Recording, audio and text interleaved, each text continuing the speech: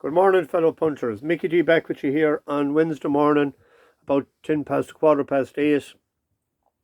I'm in Liscannor in the Banner County still. Done a bit of driving yesterday through the cliffs of Moher. There seems to be an awful lot of buses and camper vans and cars, a lot of tourists. Americans are back, or the Yanks as we call them.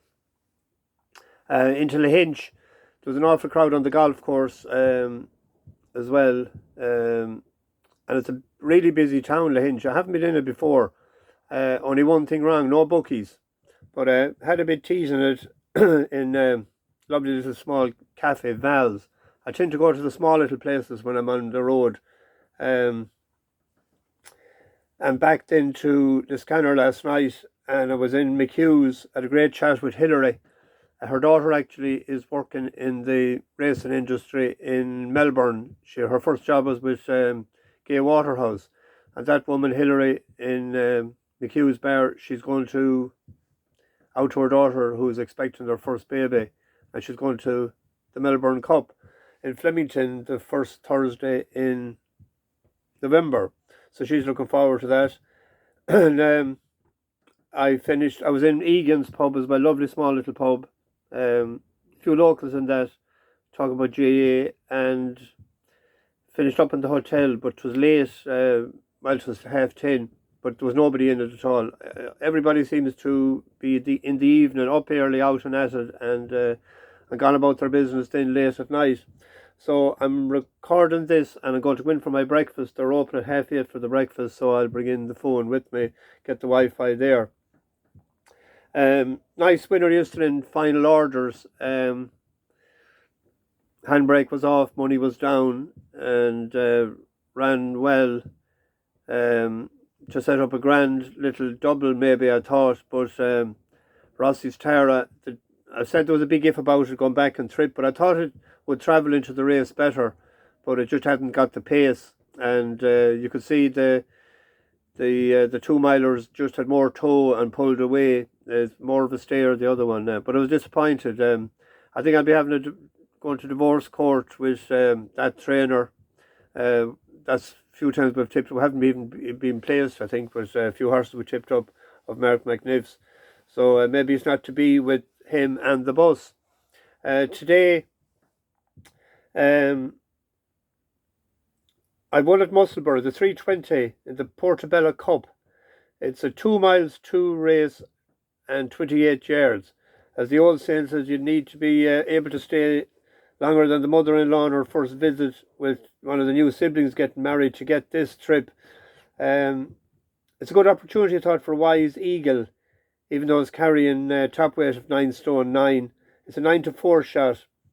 It's rated 84 now. It won in Musselburgh in August 2021 of 83, a mile 6.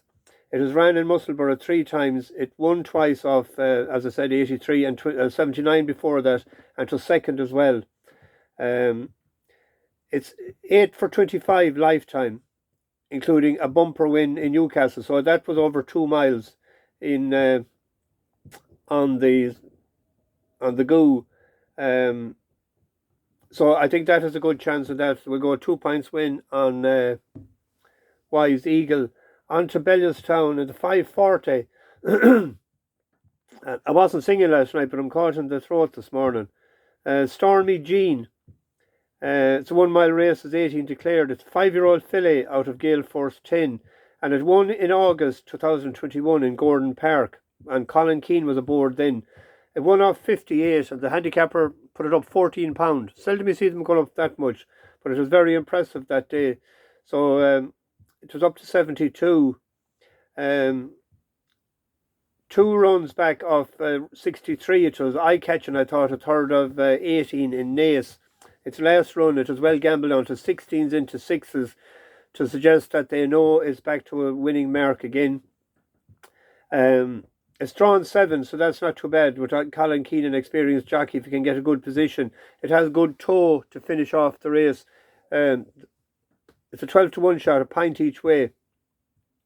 In the 6th 10, a mile handicap, there's 11 declared. And staying with Colin Keane again, I tipped up and I backed Scarlet Angel the last time in Leopardstown. It was a bit disappointing, I thought, but he let one of his stable, the same colours, up on the inside.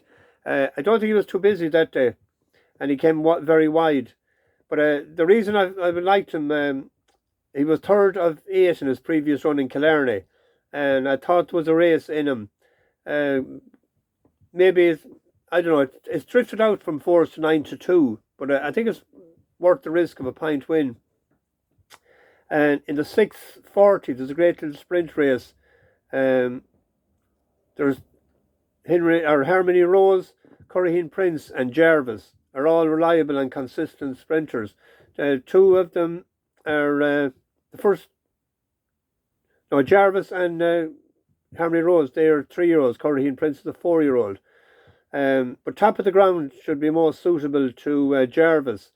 It was second to Harry's Bear in Dundalk the 12th of July, and we put it into a reverse forecast that day, and it clicked. Colin Keane is on him again, and he was on him over the track, and when he won in April, he won in April of '86. That's a 4-to-1 shot, a pint win as well. Keep an eye as well in the last race. There's a horse there. There's a 11-to-8 favourite, a very strong favourite, Jesse Evans. But Cozone was just ahead behind it. I think it was 18-to-1 or 20-to-1. 3 runs back for that particular horse in Killarney. And it got a sort of a troubled trip. But that's 14-to-1. And it was only ahead behind. And it's a couple of pounds better off. But it didn't go into the stalls the last day. So that might be worth a risky 0.5 each way bet, or to include it in each way selections today. I'm rattling on too much. This is 7 minutes. This is the last day on the trip today. I have no idea where I'm going to go, whether it's going to be Galway or on to Mayo. I have no idea. But we'll plan it after breakfast and we'll get going. Anyway, bash the bookies, over and out.